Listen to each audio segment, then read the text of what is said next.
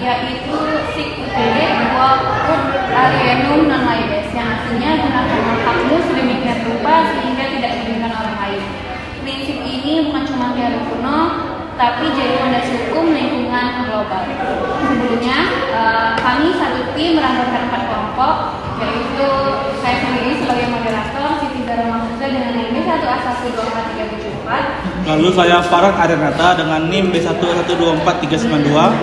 Saya Yosyita Anwar dengan NIM B1A12439. Saya Ain Fitri dengan NIM B1A12435. Semua langsung aja ya kita mulai pembahasannya. Menurut kamu nih Farhan, apa sih asal usul prinsip ini? Oke, terima kasih Dara. Jadi itu prinsip ini itu berasal dari hukum Romawi kuno. Awalnya buat aturan hubungan antar individu soal hak milik. Secara harfiah, gunakan hakmu tanpa rugikan orang lain. Lama-kelamaan prinsip ini tuh berkembang ke hukum internasional, Dara. Khususnya hukum lingkungan. Sekarang ini tuh menjadi dasar tanggung jawab negara buat cegah kerusakan lingkungan lintas batas negara. Negara punya hak kedaulatan atas sumber daya alamnya, tapi harus batasi diri biar nggak bikin rusak negara tetangga.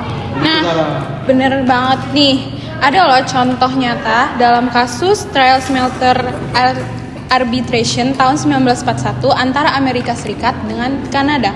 Pabrik peleburan logam di Kanada bikin pencemaran udara, rugikan lingkungan dan ekonomi Amerika Serikat.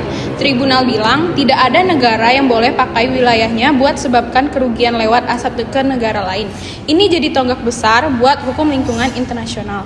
Prinsip ini juga muncul di Konvensi Hukum Laut UNCLOS 1982 yang mewajibkan negara cegah pencemaran laut dari daratan biar nggak dampak ke negara lain. Di era sekarang, prinsip ini super relevan buat perubahan iklim. Negara penghasil emisi besar kayak negara maju harus tanggung jawab moral dan hukum biar nggak rugikan negara kecil seperti Small Island Developing State yang rentan naiknya laut. Ini jadi dasar climate justice, yaitu negara maju nggak boleh pakai hak pembangunan buat rugikan negara berkembang. Tapi tantangannya sulit buktikan kausalitas hubungan langsung antara tindakan negara dengan kerusakan. Makanya perlu instrumen kayak impact assessment, notifikasi, dan tanggung jawab bersama buat perjelas implementasi.